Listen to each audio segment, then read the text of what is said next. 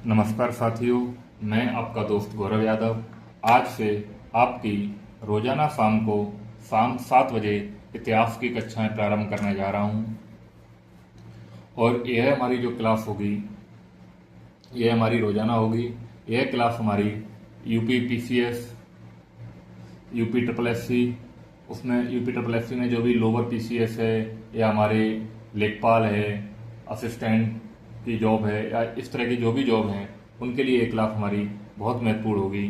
तो हम सबसे पहले हम बात करते हैं इतिहास।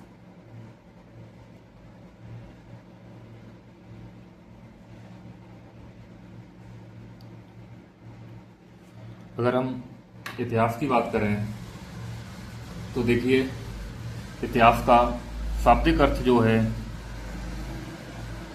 इतिहास।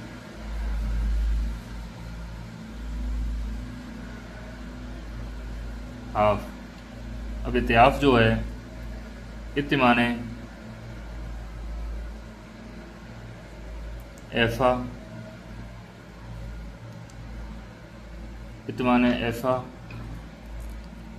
और हाफ माने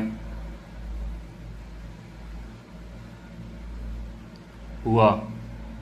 इति माने ऐसा और हाफ माने हुआ, तो इसको मतलब इतिहास कहते हैं। प्राचीन समय में क्या है कि प्राचीन समय में जो भी हमारी घटनाएं हुई हैं, उनको हम किस रूप में वर्णित करते हैं, उसको हम इतिहास के रूप में वर्णित करते हैं। अब अगला आ जाता है इतिहास का पिता। इतिहास का पिता, तो जैसा कि हमें ज्ञात है कि इतिहास का पिता हेरोडोटस को कहा जाता है। इतिहास का पिता किसको कहते हैं? हम हेरोडोटस को कहते हैं। इतिहास का पिता हेरोडोटस को कहते हैं।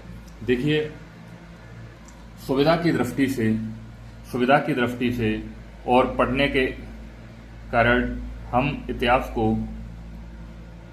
3 कालों में बांट देते हैं। 3 कालों में बांट देते हैं प्रमुख रूप से। तो वो 3 काल कौन कौन से हैं? पहला है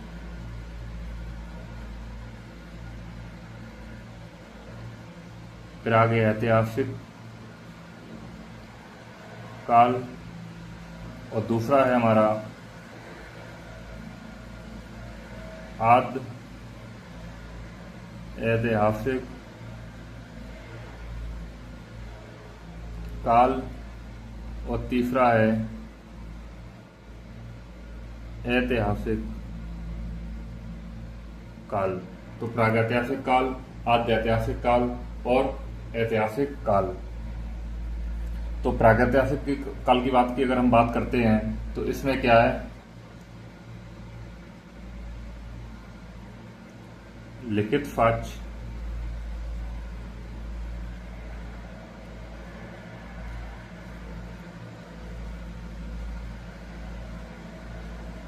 उपलब्ध नहीं। इसमें क्या लिखित साक्ष्य उपलब्ध नहीं? इसमें है लिखित साक्ष्य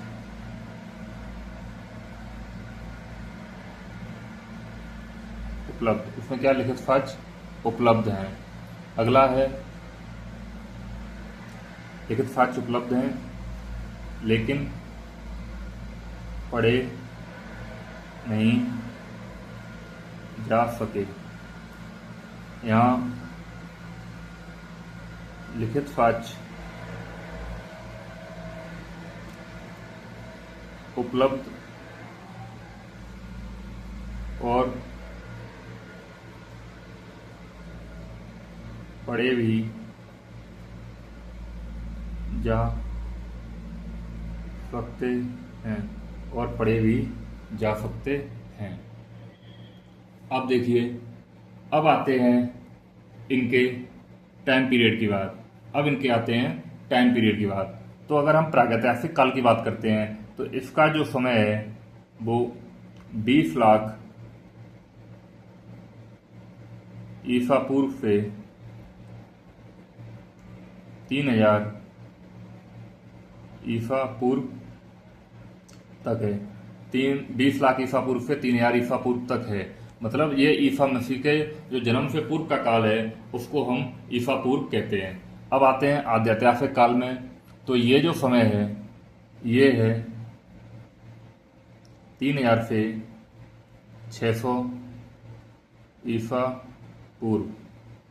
अगला है ये जो समय है और ये समय हमारा आ जाता है जो है 600 ईसा पूर्व से। अब ये जो आ जाता है 600 ईसा पूर्व से जो है हमारा प्रारंभ हो जाता है और फिर आगे हमारा जो है आधुनिक इतिहास तक आ जाता है। हम पहले प्रागैतिहासिक काल की बात करेंगे। तो 1851 में एक इतिहासकार थे जिनका नाम था डेनियल विलियम। क्या नाम था? Daniel William. 1851 में डेनियल विलियम ने सर्वप्रथम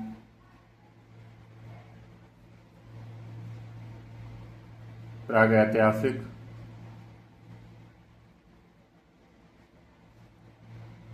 शब्द का प्रयोग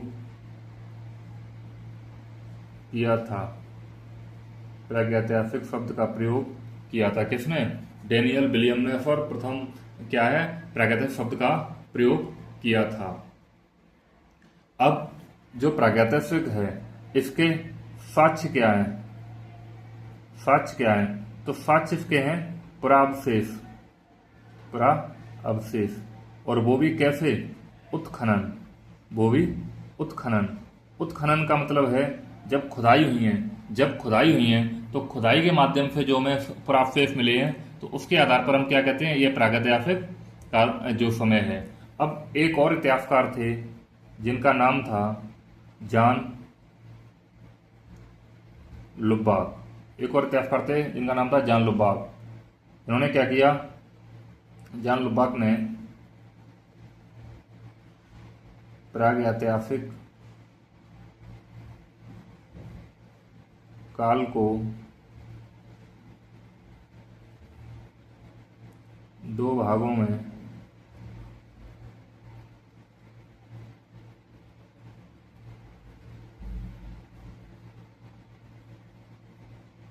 विभाजित किया। इन्होंने क्या किया? इन्होंने प्रागैतिहासिक काल को दो भागों में विभाजित किया। और वो दो भाग कौन से थे? इन्होंने दो भाग जो बनाए वो थे एक पुरापाषाण और दूसरा था नवपाषाण। एक पुरापाषाण और दूसरा नवपाषाण काल। तो यहां तक आपको समझ में आ रहा है कि जो चीज समझ में ना आ रही हो आप वो पूछते जाना। ऐसा नहीं है कि आप पूछना ही ना चाहो और हम जो है बताने में भी थोड़ा पीछे हट जाएं कि अरे नहीं आपकी समझ में आ रहा है, तो हम जो है आपको फिर आगे कुछ बताए ही ना मिले। तो इसलिए अब देखिए तो क्या हुआ इसके बाद। लेकिन साथ ही साथ अब 1857 में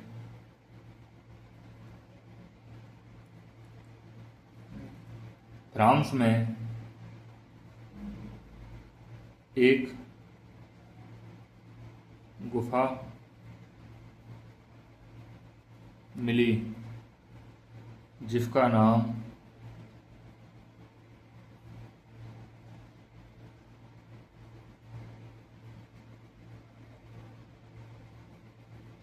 माफ दी एजी था,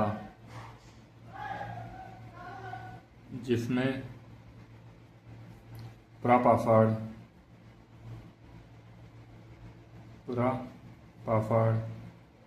एवं नवपाषाण काल के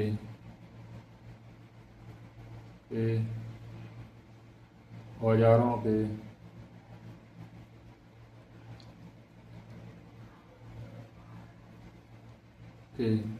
साक्ष्य नवपाषाण काल के औजारों के साक्ष्य मिले।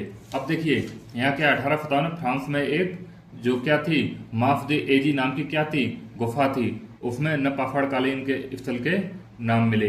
तो आपको यहां तक समझ में आया कि बात हमारी जो है वो कहां तक चल रही है। तो आपको ये पूरा पूरा समझ में आ रहा होगा।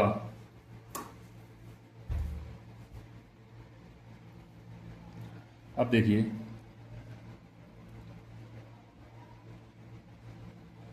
सर्वप्रथम 1863 ईस्वी में एक और इतिहासकार थे, रॉबर्ट ब्रूफूट। सर्वप्रथम 1863 ईस्वी में रॉबर्ट ब्रूफूट द्वारा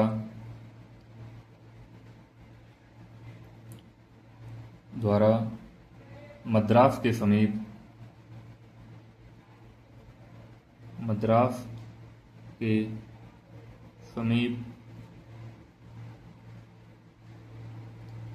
पल्लवरम नामक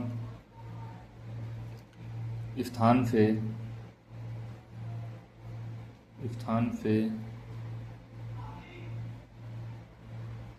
पुरापाषाण कालीन। सर्वप्रथम 1863 ईस्वी में रॉबर्ट ब्रूफूट मद्रास के समीप पल्लवरम नामक स्थान से पुरापाषाण कालीन स्थल खोजने में सफल हुए। यहाँ पर इन्हें एक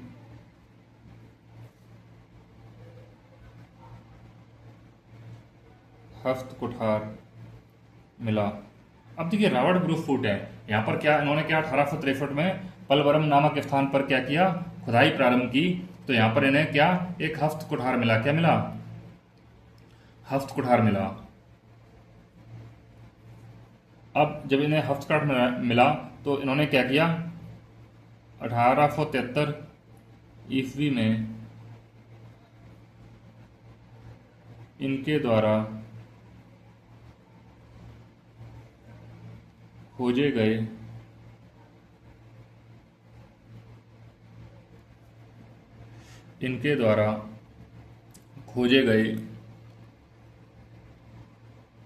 उपकरणों को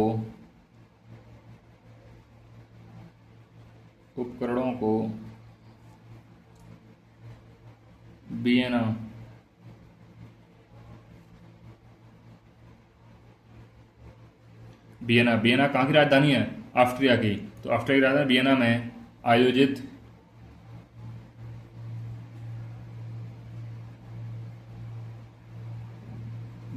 आयोजित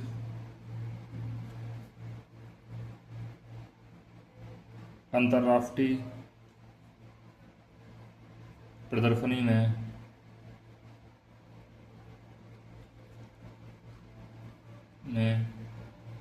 पेश किया गया।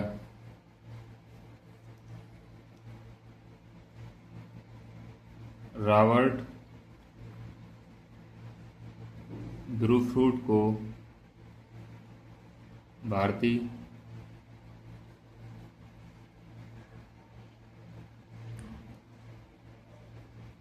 प्रागैतिहासिक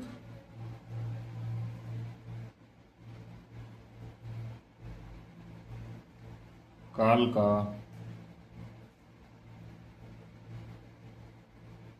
पिता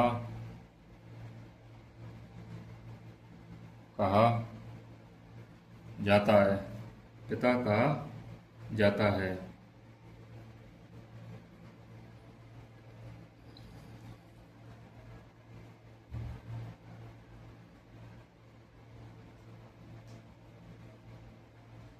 prehistoric and proto historic antiquities of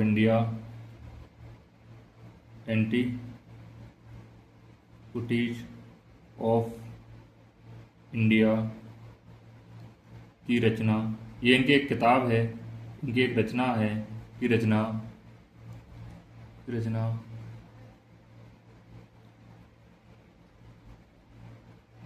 Robert ब्रूफुट ने उत्तर पाफाड़ कालीन में की रॉबर्ट ब्रूफुट ने की और उत्तर पुरा पाफाड़ कालीन स्थलों को 78 वर्गों में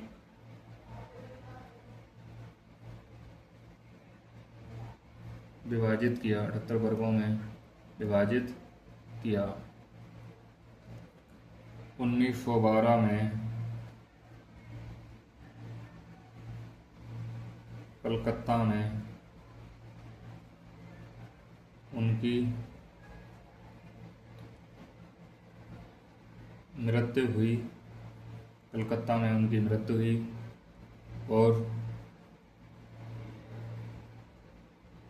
उनकी समाधि होली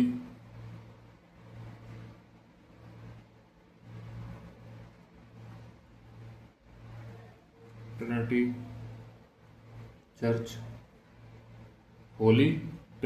चर्च अब इसका ध्यान रखना, होली ट्रिनिटी चर्च अर्काड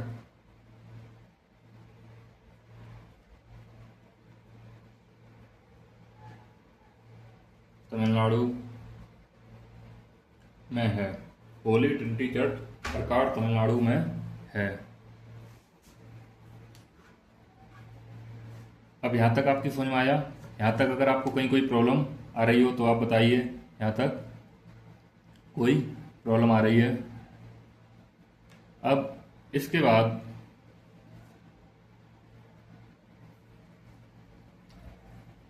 जो है हमारी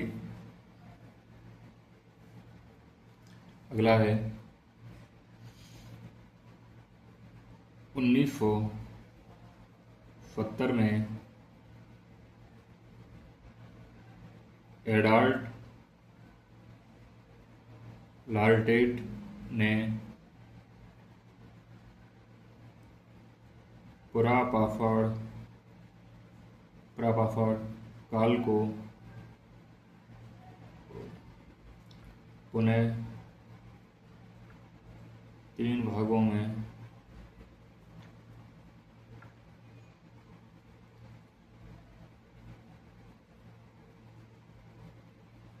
विभाजित किया। और ये 3 भाग कौन से थे? निम्न पुरा पाफाड़, मध्य पुरा पाफाड़, उच्च पुरा पाफाड़, निम्न मध्य उच्च पुरा पाफाड़ काल। ये तीन थे। अब जो है क्या हुआ? निम्न पुरा पाफाड़, मध्य पुरा पाफाड़ काल और उच्च पुरा पाफाड़ काल। अब इसके बाद देखिए कि निम्न पुरा पाफाड़ काल को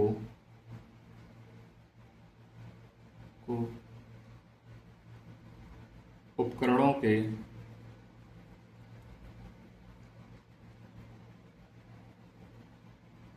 आधार पर 2 वर्गों में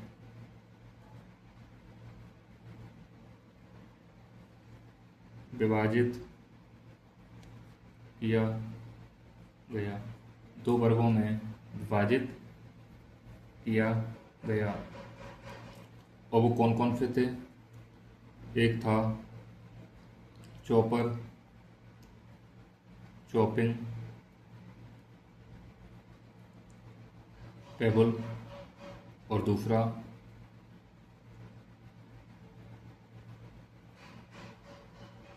एफ्यूलियन संस्कृति। देखो, चॉपर चॉपिंग पेबल संस्कृति और दूसरा एफ्रिकियन संस्कृति। अब जो चॉपर चॉपिंग थी, ये संस्कृति थी, इसका जो है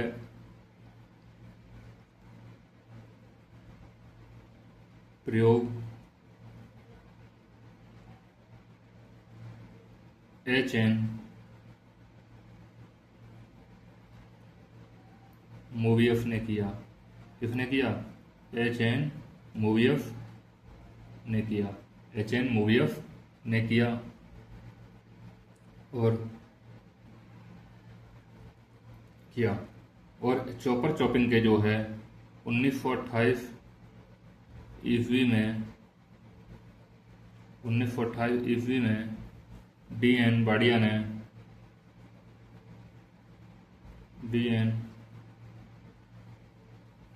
बाड़िया ने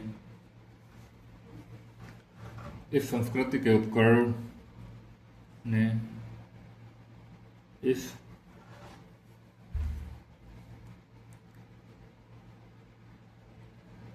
संस्कृति के उपकरण सोन घाटी से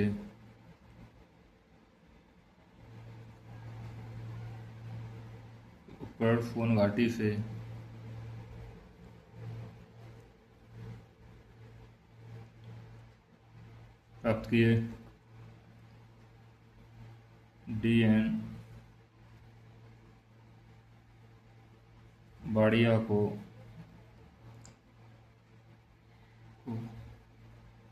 सोहन घाटी का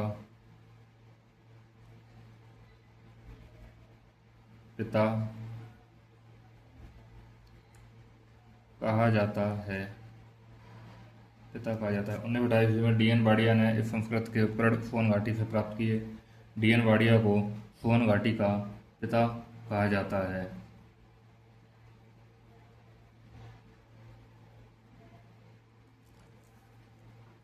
उन्नीस सौ 30 में के.आर.यू.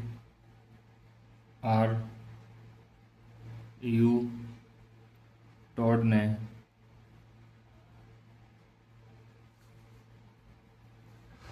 सोहन घाटी के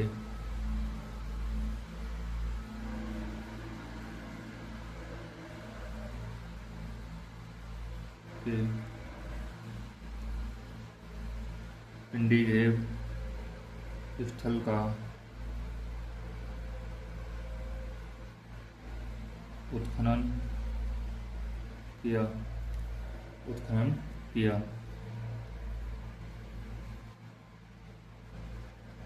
अब देखिए 1930 तक ये हो गया। अब हम क्या करते हैं, अब देखिए यहाँ पर एक और चीज पढ़ते हैं। 1935 ईस्वी में एच.डी. टेरा और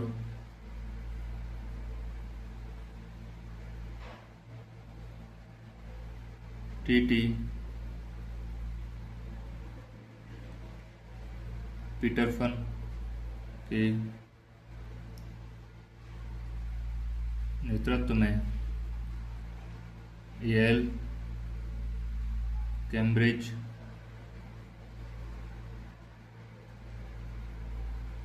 कैम्ब्रिज अभियान दल ने शिवालिक पहाड़ियों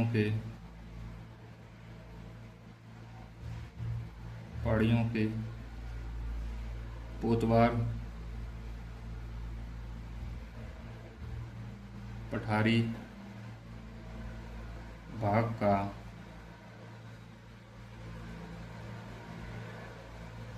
सर्वेक्षण कर आपातकालीन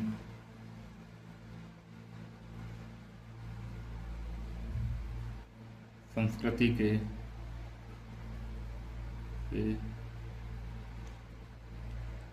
साक्ष्य प्राप्त किए। आपातकालीन संस्कृति के साक्ष्य प्राप्त किए। तो यहाँ तक आपको समझ में आया होगा। यहाँ तक आपको समझ में आया होगा। कोई प्रॉब्लम हुई हो तो बताइए। यहाँ तक आपकी समझ में बहुत अच्छी तरह आया होगा। इसके बाद अब हम पेज पलटते हैं। अब हम पेज पलटते हैं और पेज पलटने के बाद फिर से अब यहाँ से शुरू करते हैं। तो अब ये है कि अगला HD सांकलिया ने सोहन घाटी में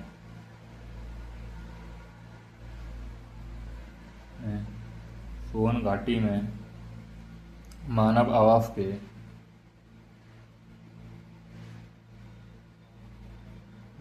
आवास के साक्ष्य एवं हस्त कुठार प्राप्त किए।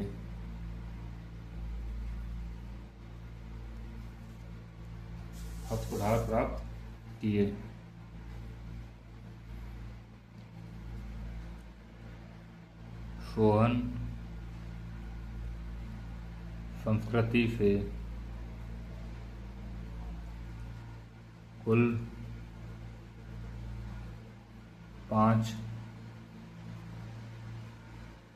वेदिकाएं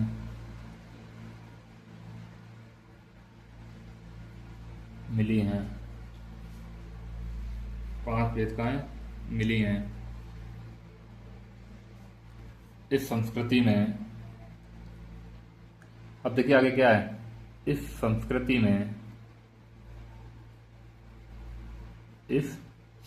में हस्त कुठार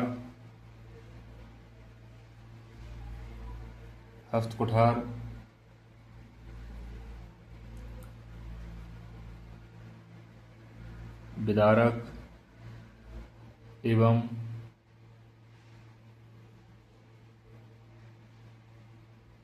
खुरचनी स्क्रैपर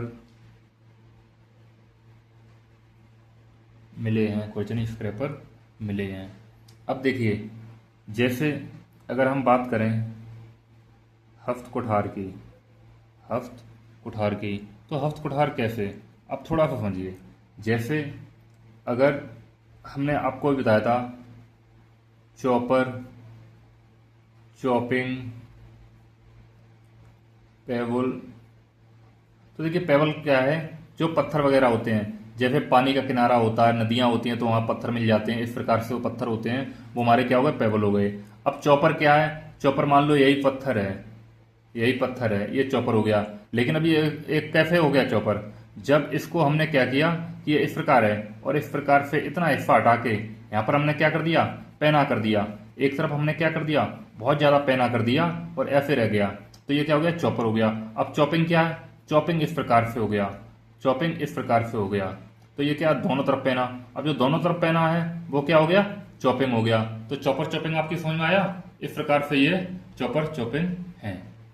इस प्रकार से ये क्या है, चॉपर चॉपिंग संस्कृति है। यहाँ तक आपको बहुत अच्छी तरह मुझे जो है समझ में आया हुआ। यहाँ तक मुझे नहीं लगता आपको कोई प्रॉब्लम हुई होगी, क्योंकि इस तरह से कोई प्रॉब्लम आने का कोई मतलब ही नहीं बनता है, क्योंकि यहाँ तक तो आपको खूब अच्छी तरह समझ में आया होगा। अब देखिए, अब इसके बाद हम करते हैं कि जो हमारे स्थल हैं उनको हम किस पे, मैप पे देखें। उसको हम किस पे देखें, मैप पे देखें। हम मैप पे देखें और उन चीज़ों को समझें। तो हम आपको क्या कहते हैं, प्रागैतिहासिक के बारे में बता रहे थे। अब प्रागैतिहासिक काल को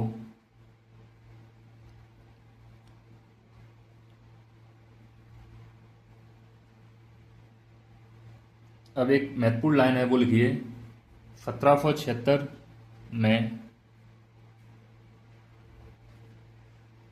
पीएफ सोहम 1776 में पीएफ सोहन ने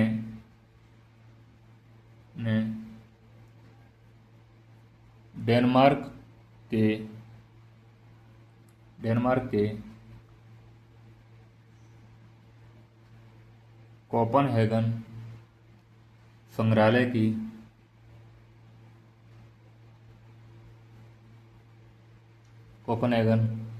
की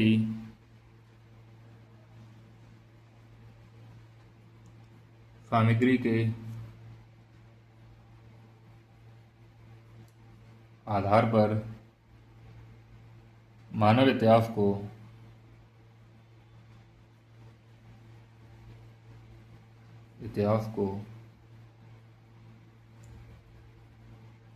3 कालों में बांटा। मानव इतिहास के कालों को 3 कालों में बांटा। मानव इतिहास के काल को 3 कालों में बांटा। अब वो कौन सा है? पाषाण और कांस्य और अगला लौ। लेकिन हम प्रागैतिहासिक काल को पढ़ रहे हैं। एक ये लाइन थी जो हमने इसमें करा दी। अब प्रागैतिहासिक काल को अगर हम बात करें, हमारा प्रागैतिहासिक काल, तो जो प्रागैतिहासिक काल है इसको अगर हम जो है प्रागैतिहासिक काल को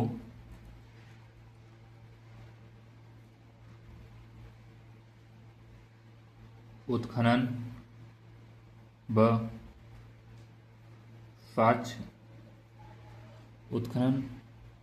साक्ष्य के आधार पर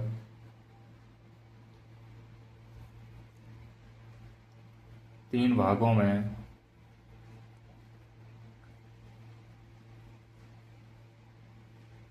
बांटते हैं।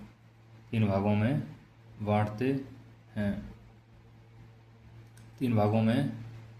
बांटते हैं। अब देखिए, तो वो 3 भागों में कौन से बांटते हैं? पहला है, जो 3 भागों में बांटते हैं, पुरापाषाण। तो पहला कौन सा है? पुरापाषाण। इसे हम कहते हैं हिमयुग।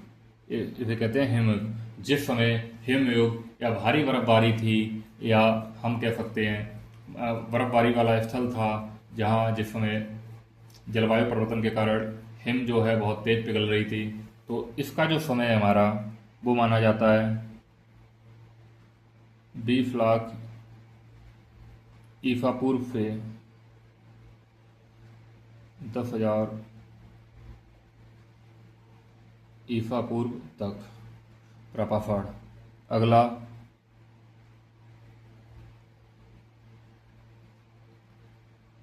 मध्यपाषाण। तो ये हो जाएगा 10,000 से 6,000 ईसा पूर्व। अगला है नवपाषाण। तो नवपाषाण में ये है 6,000 से 3,000 ईसा पूर्व। 6,000 से 3,000 ईसा पूर्व। अब ये देखिए, इस प्रागैतिहासिक काल को 3 भागों में बांटा गया। अब जो हमारा पुरापाषाण है, इसको भी क्या कर दिया जाता है? 3 कालों में बांट दिया जाता है। इसको भी 3 कालों में बांट दिया जाता है। अब पहला है निम्न पुरापाषाण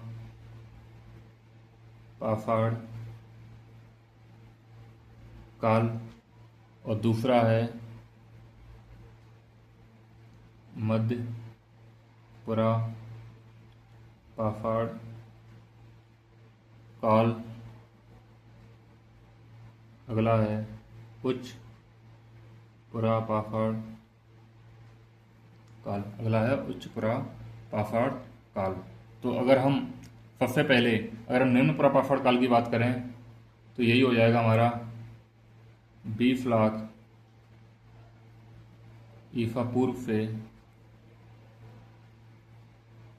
80,000 ईसा पूर्व तक, और ये मध्य प्रपाफड़ हमारा हो जाएगा 80,000 से 40,000 ईसा पूर्व तक, और ये हो जाएगा हमारा 40,000 से 10,000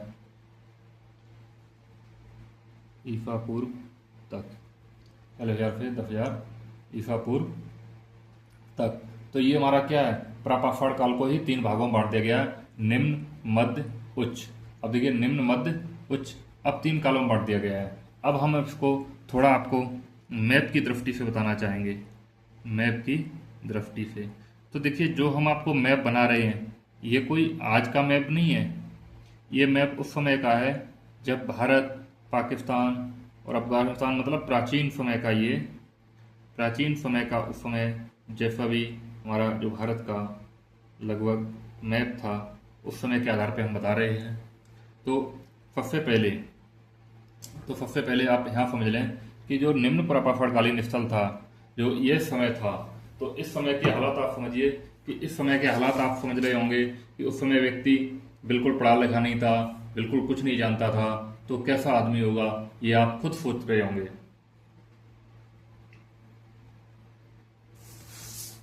ये आप खुद सोच रहे होंगे कि उस समय का आदमी कैसा रहा होगा।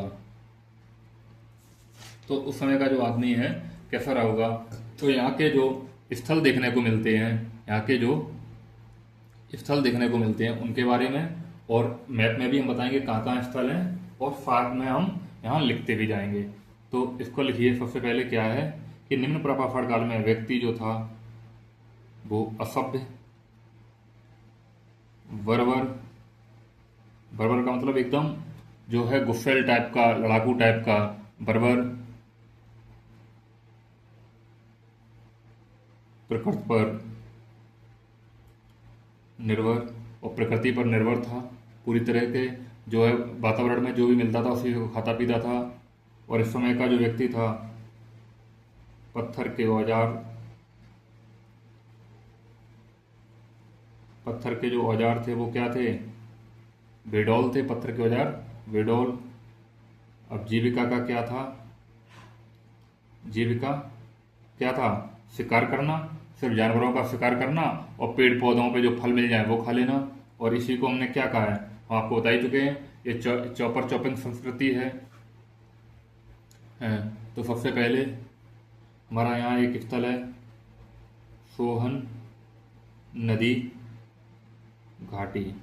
अब देखिए जो सोहन नदी घाटी है, यहाँ चौपर मिले हैं, यहाँ चौपर। अब चौपर क्या है, दोनों ओर से, मैंने आपको पीछे बताया भी है, दोनों ओर से नुकीला, दोनों ओर से नुकीला।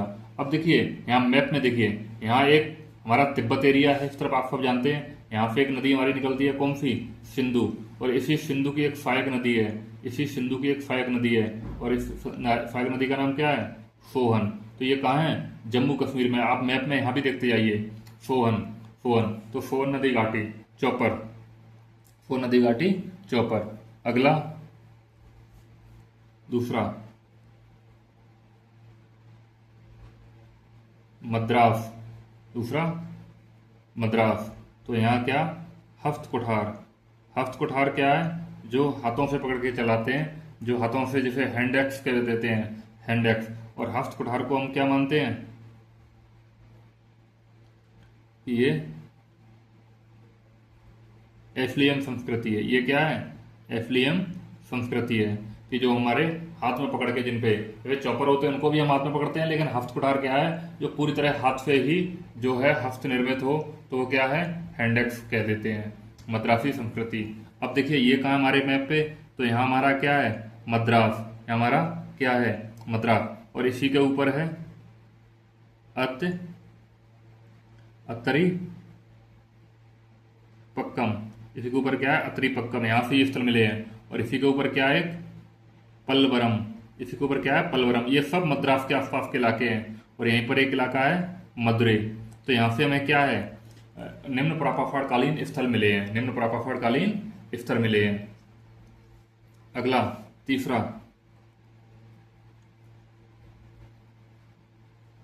लिद्दर नदी घाटी। यहाँ भी क्या मिले हैं, हफ्त कुठार मिले हैं। यहाँ भी क्या मिले हैं, हफ्त कुठार। अब देखिए सोन नदी घाटी के पास ही यहाँ पर क्या है, लिद्दर नदी घाटी। कौन सी, लिद्दर नदी घाटी और हफ्त कुठार। और ये कौन सी जगह है लिद्दर नदी घाटी, पहलगाम। पहलगाम कहाँ पड़ता है, जम्मू कश्मीर में। तो ये भी वहां पर है। अगला क्या है, 4,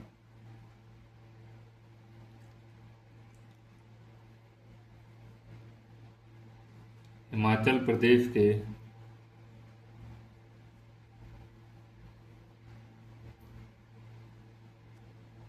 शिवालिक रेंज, हिमाचल प्रदेश के शिवालिक रेंज में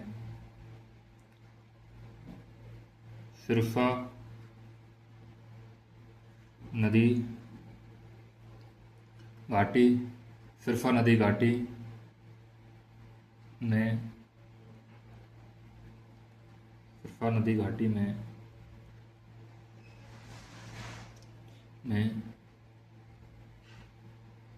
निम्न परापाषाणकालीन सच मिले, जिन्हें ये नाम ध्यान रखना, जिन्हें ओल्फ रूफर ने 1951, ओल्फ रूफर 1951 ने खोजा था। ओल्फ रूफर ने 1951 में क्या किया था, खोजा था। अब देखिए यहाँ पर हिमाचल प्रदेश में शिवालिक रेंज है। तो यही शिवालिक रेंज पे एक नदी घाटी है। और नदी घाटी का नाम क्या है, नदी का नाम क्या है, सिरसा नदी। सिरसा नदी क्या नाम है, सिरसा नदी। इस बात का विशेष ध्यान रखना। अगला 5, उत्तर प्रदेश के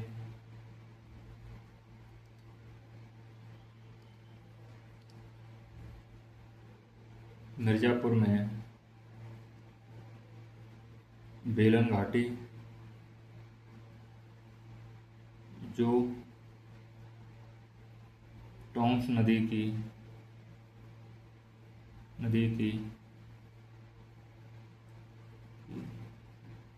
सहायक नदी है, जो क्या है, टॉम्स नदी की सहायक नदी है, जहाँ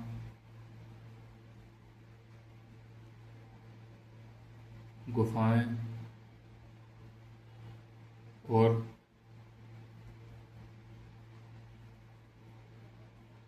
चट्टानें मिली हैं। यहाँ गुफाएं और चट्टान मिली हैं। और यहाँ पर निम्न परापाषाणकालीन के 44 स्थल हैं। कितने, 44 स्थल हैं। तो क्या है, ये देखिए यहाँ पर गंगा नदी आती है, इसी गंगा में टॉम्स नदी मिलती है, और इस टॉम्स में ही कौन सी नदी मिलती है, बेलन नदी, बेलन नदी घाटी। तो वहां पर क्या है, मिर्जापुर में, यूपी में पड़ता है। 44 स्थल मिले हैं। कितने मिले हैं स्थल, 44 स्थल मिले हैं। देखिए पेज पे लिख रहा हूँ, मैप की थोड़ा प्रॉब्लम आ सकती है, फिर भी आप देखते जाइए और अपने वहां पर लोकेट करते जाइए, जिससे आपको बहुत आसानी होगी। अगला 6वां, राजस्थान में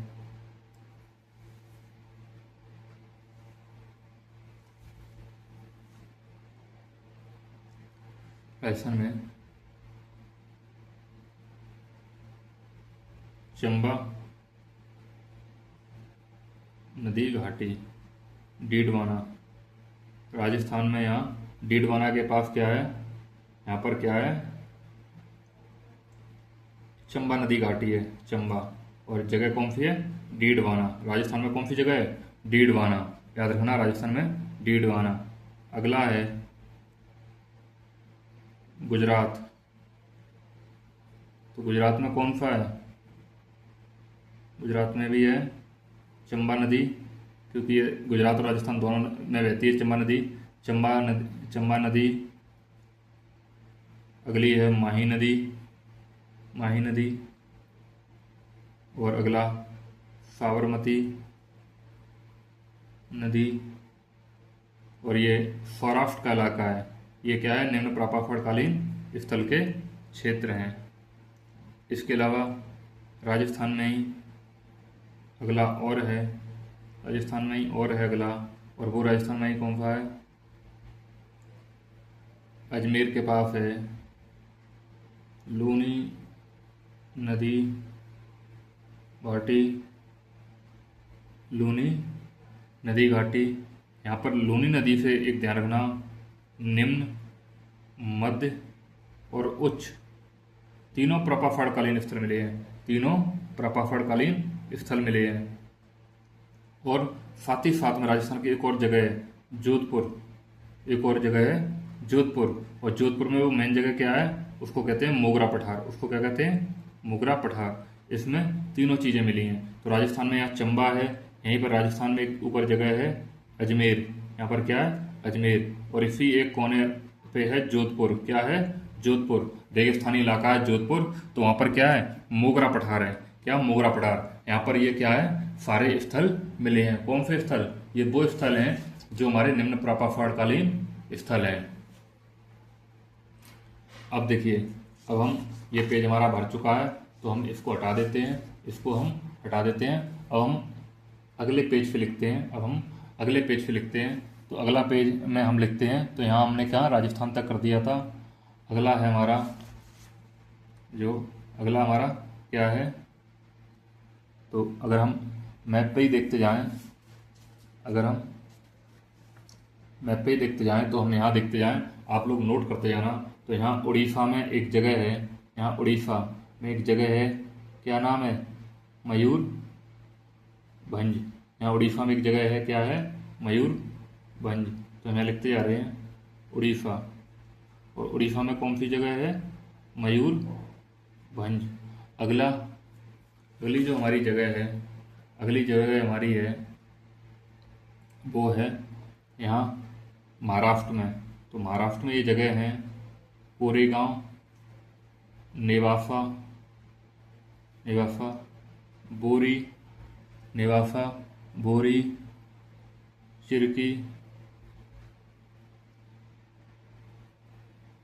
भदने, ये सब, ये क्या है, ये सब हमारी महाराष्ट्र में जगह है। अगला हमारा कर्नाटक है, तो कर्नाटक में हमारी जगह है ईसमपुर और होसंगी, ईसमपुर और होसंगी।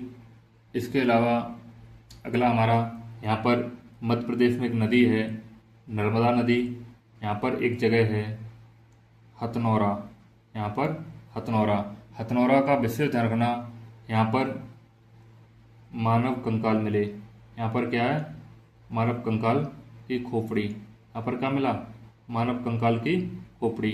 तो यहाँ ध्यान रखना, मध्य प्रदेश का।